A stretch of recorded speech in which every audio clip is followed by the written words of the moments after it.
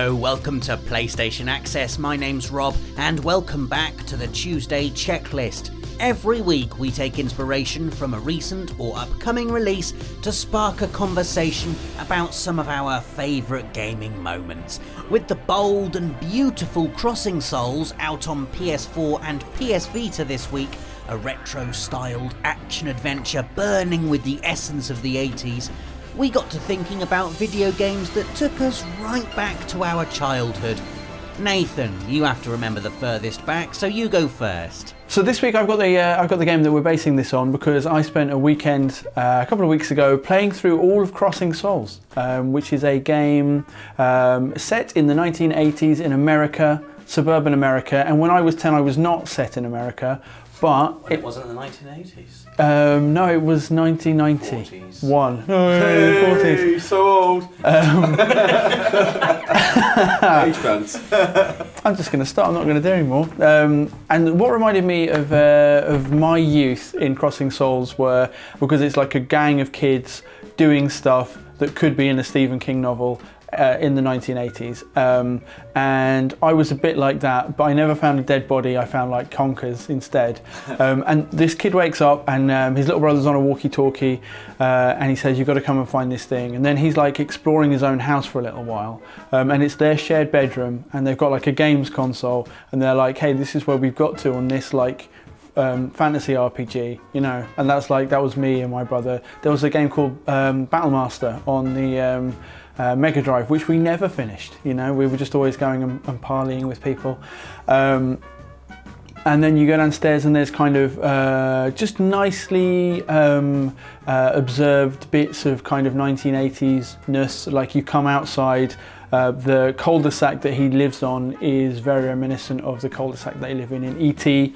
And it just made me feel amazing. And it's got kind of references to 80s movies from kind of Poltergeist to Back to the Future. And the other reason it kind of reminds me of being young is I was playing it and it kind of starts off, it's kind of explory and RPG-like, and you just kind of, you know, picking up on the references to old stuff and you're like, "That's nice, that's like an old thing."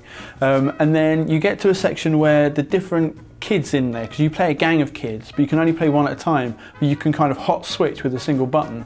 And all of them have got different kind of moving abilities. Only one of them can jump, which, you know, that's weird. But then one of them's got like rocket boots, and you understand that like certain platforming sections you have to combine their abilities, and you have to like, you know, use this guy's rocket boots to come out here, and like when there's like a block in the way of your like movement along a platform, and then like you have disappearing platforms all over the place, and it gets really properly hard.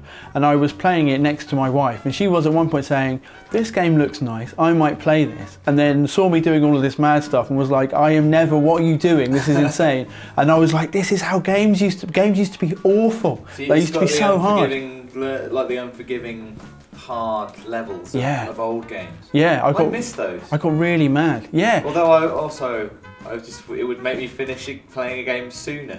Yeah, I know. Well, there was something about it where I was just like accepting it as, yeah, this is fine. This is what games do. They make you do these arbitrary tests of skill for no particular reason, like judging where I'm going to fall in pretend 3D space. It's really, really hard. Yeah. I really, really enjoyed it. Crossing Souls, everybody. Made me feel like I was 10. Okay, so a game that made me feel like I was 10 years old again, took me right back to my childhood, was Ni no Kuni, Wrath of the White Witch. Good one. Which is a JRPG. Crucially, a very classic styled JRPG. And recently we've had games like Final Fantasy 15, which have gone all cool. And look at me with my sword that I can swing as you press X. I'm swinging it as you press X, wow. Real time they call it. Novel idea, it will never catch on. No, which is nice and everything, and it's great that loads more people got to experience Final Fantasy. But I enjoyed Ni no Kuni for obviously it's a really gorgeous game. It looks like a Spirited Away movie, and it doesn't feel like an old game, but it has that respect and that classic feel of an old Japanese role-playing games. And those were the kind of games that I was playing when I was a kid. Like after I'd finished with Crash Bandicoot and like the initial platform games that everyone played when they first got a PlayStation, my next games were all Japanese role-playing games.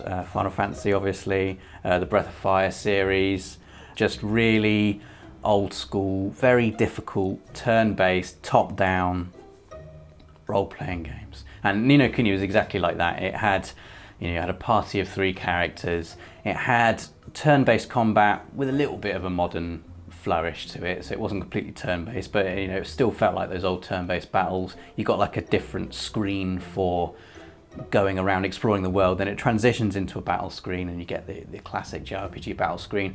And most importantly, it had that story that all those classic JRPGs had, which was there is a really evil bad guy called like the Dark Lord Shadar or something, and he's got like a face cloaked in a hood. You never see who he is, and he's always like 2 or 3 steps ahead of you. You get to a new town and it's been decimated by Shadar. Oh man, I hate Shadar, I gotta find him. And you just keep going across all the continents, and it's beautiful and green and lush, and there's a volcano and there's an ice bit and there's a nice forest and there's an island with some big Welsh fairies on it. Everything's catered for. Yes. A cool thing in Ni no Kuni is your main character, Oliver, part of his quest to save the world is restoring happy feelings to people. There's like, I can't remember the exact ones now, there's like courage and kindness, and some people have lost their courage and they've lost their kindness, and you can physically go and find it for them and like do a nice thing, and you can restore their courage and their kindness and all that. And that's that's almost like the physical manifestation of those kind of themes that would be in old Japanese role-playing games. They're all very kind of, friends are great, yeah, with the power of love we can save the world, we can do anything. And Ni no Kuni almost distilled that essence and packaged it up in this beautiful Did it make you modern believe it again? game. Yeah, I mean, because when I played Ni no Kuni, I kind of come to the realization that maybe I'm too old to enjoy video games on the level that I used to when I was a kid, like that kind of pure wonder and innocence that comes with enjoying a story like that. But Ni no Kuni made me feel it again, deep down somewhere. It kind of burrowed through the layers of crusty cynicism that have built up over the years and stripped everything away, made me enjoy a nice story. Like, I didn't have to think too much about it. I just was like, oh, this is nice. A game that made me feel 10 again was Sonic Mania, which is sort of cheating, but it really struck a chord with me. And it's a fantastic game. And it's a fantastic game that knows why Sonic was a fantastic game. It knows exactly what it's doing. It knows what was good about gaming at that time. And it isn't just kind of blindly a blind like recreation of Sonic. It's definitely updated, but only where it needs to be. Like, you can save the game, which is amazing. I've told this story before. Sonic, I think it was probably the first game I ever played, the original Sonic on the Mega Drive, and unfortunately for me, I could only play it in Sweb or Comet, which were shops that sold electronic goods that I would... You're making me feel 10. I'd visit with my parents, and I would jealously watch when I arrived the other kid who had got to the console first and was playing Sonic, and I'd watch them play the Green Hill Zone, and then eventually their parents would come and get them, and I would then have my go on the Green Hill Zone. And I've played the Green Hill Zone many times, but not very far past there. And that's because I couldn't save it at Comet or Sweb. And when I did eventually get my own Mega Drive, I would still play it, but I just could never commit. I could never commit what it took to go through that entire game. Sonic? I've never finished Sonic. And I haven't finished Sonic Mania, but I'm getting closer because of the save points. It really has made you feel 10 again. It really has. You still haven't finished Sonic. So you still have the speed of Sonic, and that's like really struck me when I played it. You go so fast in Sonic as to not be able to see what you're doing. It's like sometimes you will get on like, and they've just done this for the pure joy, I'm sure. Sometimes you will just get into like a run and you'll be at top speed and you'll just be flying and the level is just taking care of itself. You go like a loop the loop, then you hit like a spring, you jump over and you collect like 30 rings, you land, you go down underground and you're not doing anything. It's just the perfect distillation of what was great about Sonic, brought up to date, but really not, it's not graphically brought up to date. It doesn't sound better. It's like the gameplay is almost the same, but somehow they've just tweaked it to make it a modern game, but it's still so firmly rooted in the past. But just the good bits that you loved about it, it's just brilliant. So a game that made me feel like I was 10 again. Back in 2012. Way, young Joe. Hey. Oh, baby Dan. Are we done? Is actually a game that I played when I was 10, but then revisited again 15 years later, just by chance. Oh. So let's go. Okay. I'm going to talk about Star Wars. Whoa! But it's That's not. my thing to talk about. But it's not Star Wars. It's Star Wars. Oh, It's I see. prequel Star Wars. Oh. I'm afraid. Boo. It's Star Wars Episode 1: The Phantom Menace. Yes. And it's a video game tie-in called Star Wars Episode 1: The Phantom Menace, the video game. Nice. I remember it. So when I was 9 years old, The Phantom Menace came out in the cinemas. It was the best thing that had ever happened to me. I really loved it, and I didn't want anything else in life. I just wanted that film. So, but I only went to see it once, and when the VHS came out, maybe 3 months later, I just had that. Yeah.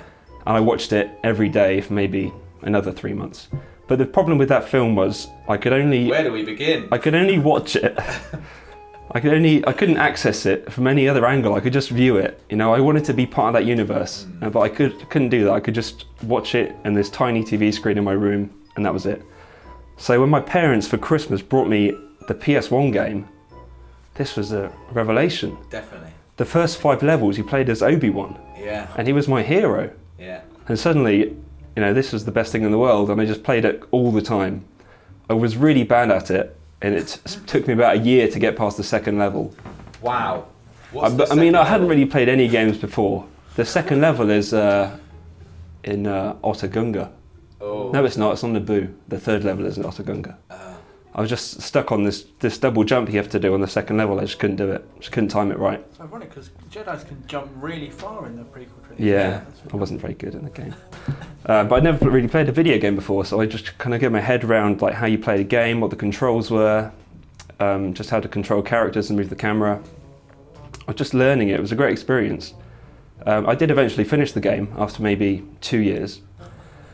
And about 2 years ago, I was moving house and I was clearing out my loft and I found a couple box, and in there was just my old PlayStation 1. Did a small John Williams score just come in? In my head it did. And I thought, oh, it's my old PlayStation. And I opened it, and in there was still the disc of the game.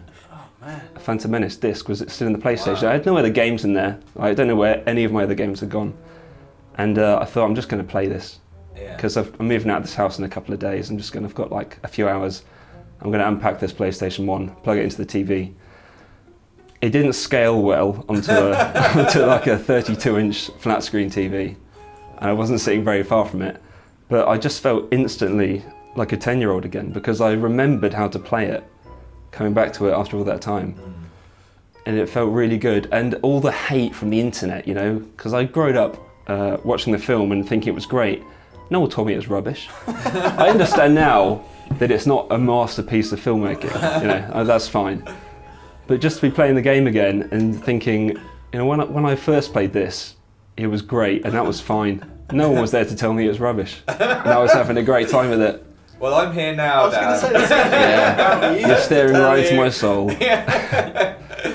But yeah, just in that moment, I just got to replay the game I played when I was 10. Probably the first game I played properly. And it was really nice. And it made me feel all light inside. Not like the dark Shadar that actually is inside you. No, exactly. And Ni no Kuni 2's coming out soon, so that would be good as well, wouldn't it? Yeah. Hopefully it will do it again. There's a lot more crusty cynicism to drill through now, though, unfortunately. So. It can make you feel 13 again. Yeah. I'll sell for that. 14. I'll sell for 14. That'll be fine. I take any age where I just had hair, to be honest. Thanks for watching. Let us know in the comments what games take you right back to your childhood. Subscribe if you haven't already. Give us a like if you enjoyed the video, and join us again next week for another Tuesday checklist.